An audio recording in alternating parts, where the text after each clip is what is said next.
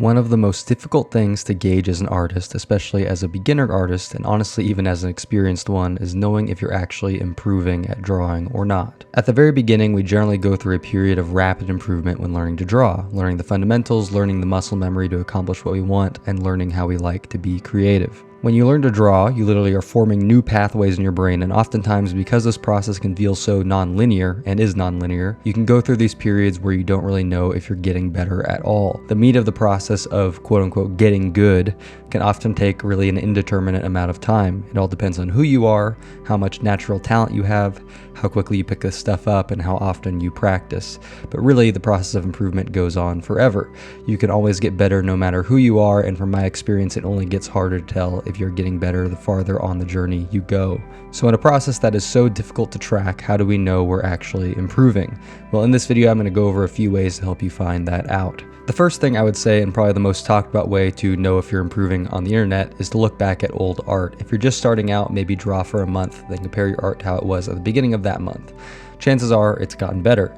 Even more clear is if you've been drawing for a year or more. I'll put some of my old art on screen from maybe the past couple of years and some of the art I've done within the last year, and in my opinion there's a bit of a night and day difference. Doing this, looking back at your old art, is a great confidence booster, and really I try to look back at my old work about every 4 to 6 months or so.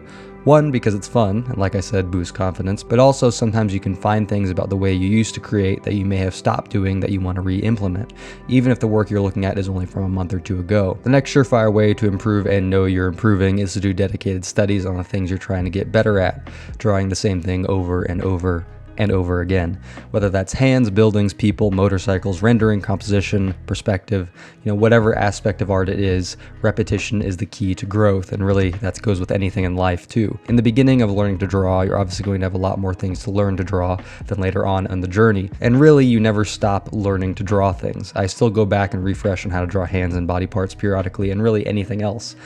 Typically if I'm going to do an illustrated dedicated to something, like let's say I'm going to draw something that's really focused on armor, or maybe even like a plane or a motorcycle or whatever, I'll still go back and like re-teach myself how to draw those things just to refresh. Sometimes I can jump straight back in if I've been drawing those things frequently, recently, like in my sketchbook or whatever.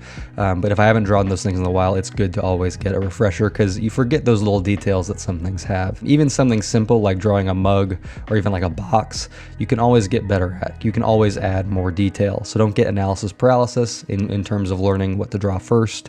Just pick something and start. Starting is the most important thing you can do on the artistic journey, and that goes for really doing or learning anything new. I have this pattern where whenever I'm at an artistic low and I'm thinking everything I make sucks, it usually means my brain has just leveled up and my body needs time to catch up to it. The images I see in my head before drawing get more vivid, and my body kind of needs time to say, oh, okay, that's how we're doing things now. So be patient. And really that's the biggest tip of this whole video, is patience is your friend as an artist. Just do your best to enjoy what you're doing, what you're working on right now. I am awful at this and have a tendency to always be looking ahead. So do as I say, not as I do, and be in the moment, enjoy the path as much as you can. Odds are if you're watching this video, you clicked on it because you're in a rush and you want to be better now. So my advice is to slow the heck down. There's this period in getting better at drawing often called the gap, coined by the author Ira Glass. Now I don't know who this guy is other than that he is a writer, but he's got a great quote and it goes like this. All of us who do creative work, we get into it because we have good taste, but there is this gap. For the first couple of years you make stuff, it's just not that good. It's trying to be good, it has potential, but it's not. But your taste, the thing that got you into the game, is still killer. And your taste is why your work disappoints you. A lot of people never get past this phase, they quit. Most people I know who do interesting creative work went through years of this.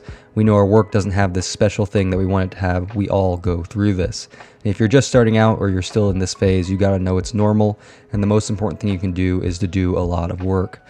Put yourself on a deadline so that every week you'll finish one story, and for our purposes, one drawing, one sketch, maybe one comic page. But it is only by going through a volume of work that you will close that gap, and your work will be as good as your ambitions. And I took longer to figure out how to do this than anyone I've ever met. It's gonna take a while. It's normal to take a while. You just gotta fight your way through. Thanks for watching, and if you want to check out my webcomic, there's a link below. If you want to get some digital Procreate brushes that mimic the ones you've seen in this video that I use traditionally, I really did my best to make those. You can get those over on my Ko-fi. The link is also below.